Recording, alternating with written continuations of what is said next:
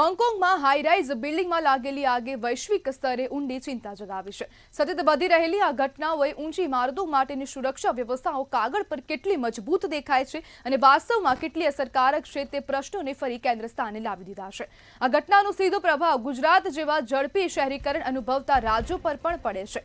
અમદાવાદ, સુરત, વડોદરા અને રાજકોટ જેવા શહેરોમાં હાઈરાઇઝ ઇમારતોની સંખ્યા ઝડપથી વધી રહી છે, પરંતુ ફાયર સેફટી સંબંધિત ફરિયાદો યથાવત છે. સમયસર ફાયર ઓડિટ ન થવી, ફાયર એક્ઝિટ બ્લોક હોય, એલાર્મ સિસ્ટમ કાર્યરત ન હોય ને ડ્રાય રાઇઝર લાઇનોની યોગ્ય ચકાસણી ન થવી જેવી ખામીઓ વારંવાર જોવા મળે છે. અત્યારના માળખામાં જો હોંગકોંગ જેવી અનિચ્છનીય આગની શ્રેણી સર્જાય તો શું આપણા શહેરો તેની સામે અસરકારક રીતે લડી શકે?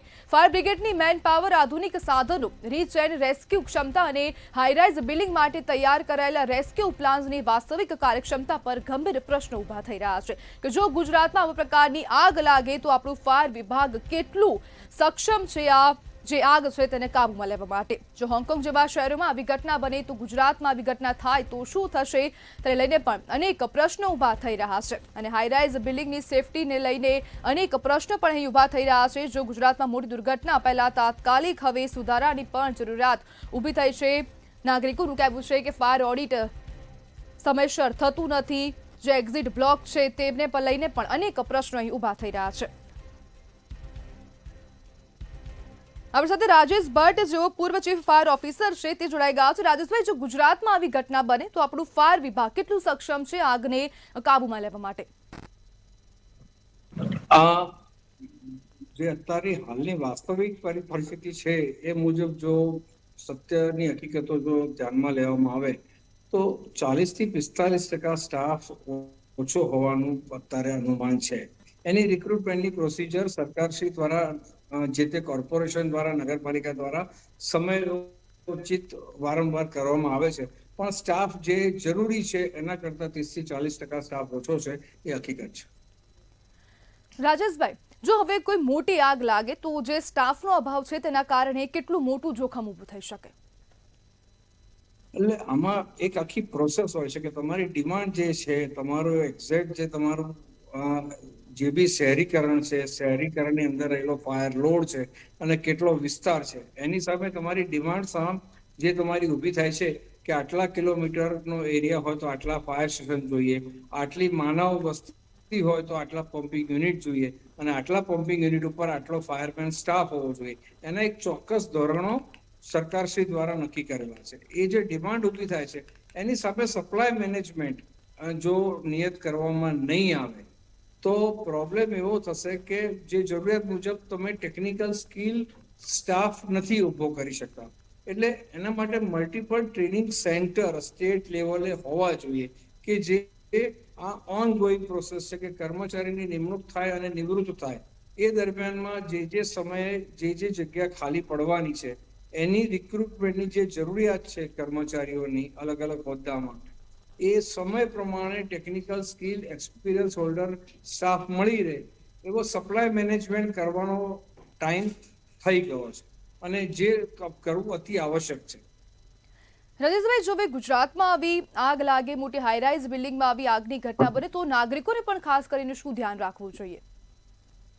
આ બહુ અગત્યની બાબત છે કે જે આપણે હમણાં તાજેતરમાં જ હોંગકોંગમાં જે ઘટના બની, અને આપણે હોંગકોંગ તો બહુ દૂરની વસ્તુ છે, આપણા ગુજરાતમાં અમદાવાદમાં અવારનવાર હાઈરાઇઝ બિલ્ડિંગમાં આગ લાગે છે. બહુ દુઃખ સાથે કહેવું પડે છે કે લોકો જે સક્રિય હોવા જોઈએ એટલા સક્રિય નથી, નિષ્ક્રિય છે. પોતે જે જગ્યા પર રહે છે, જે ફ્લેટમાં રહે છે, જે એકદમ લક્ઝુરિયસ ફેસિલિટી અવેલ કરે છે, આજે એક પોતાના રહેણાંક વિસ્તારની કિંમત 1 કરોડથી લઈને 5, 7, 10 કરોડનું રહેણાંક મકાન, ફ્લેટ કે બંગલો હોય છે, પણ એ જે પ્રિમાઇસીસમાં રહે છે એ કેટલો સલામત છે, ત્યાં તમે કેટલો ફાયર લોડ ડમ્પ કર્યો છે અને એ જે તમારું ફાયર લોડની જે શક્યતા છે સંભવિત, અને એમાં કોઈ દુર્ઘટના બને તો એના માટે સલામતીના ઉપકરણો તમે જે વસાયા છે કે નહીં, એ વસાયા છે તો કેટલા ગુણવત્તા આધારિત છે, એ કાર્યરત છે કે નહીં, અને કાર્યરત છે તો ફાયર સર્વિસનો સ્ટાફ તમારે ત્યાં પહોંચે એ પહેલા પ્રાથમિક તબક્કે તમારે ઉપયોગ કરવાનો છે.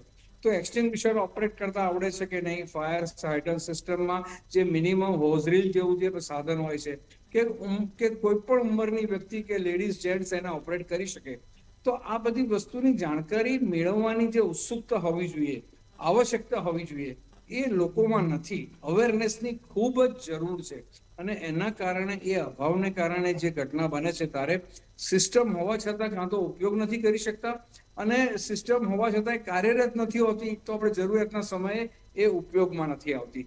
આ વાસ્તવિકતાને જો ધ્યાનમાં લે તો લોકોએ પણ સામે ચાલીને આ બાબતે જાગૃતતા કેળવવી પડશે. સરકારી તંત્ર દ્વારા અવારનવાર જે તે એરિયામાં જઈને fire safety drill, mock drill ને બધું કરવામાં આવે છે, પણ એનો સામે રિસ્પોન્સ જો નહીં હોય તો સરકારના પ્રયત્નો નિષ્ફળ નીવડશે.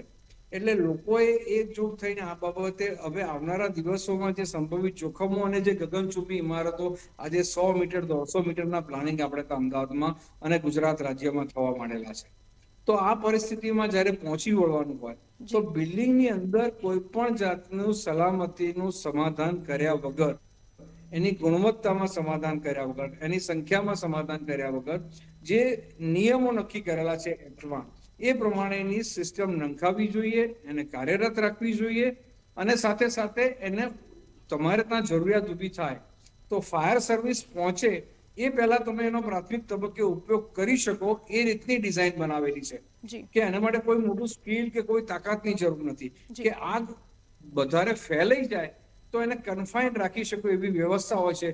તો એના ઓપરેશનની જાણકારીની માહિતી હોવી જોઈએ. આટલું પ્રાથમિક તબક્કે અવેરનેસ સઘન લેવલે કરવાની જરૂર છે. જી બિલકુલ રાજેશભાઈ, જણાવવા બદલ આપનો આભાર. હોંગકોંગની આગે હાઈરાઇઝ સુરક્ષાના સવાલો ઉભા કર્યા છે. જો ગુજરાતમાં આવી આગની ઘટના બને તો આપણું ફાયર વિભાગ કેટલું સજ્જ છે તેને લઈને પણ અનેક પ્રશ્નો ઉભા થાય છે.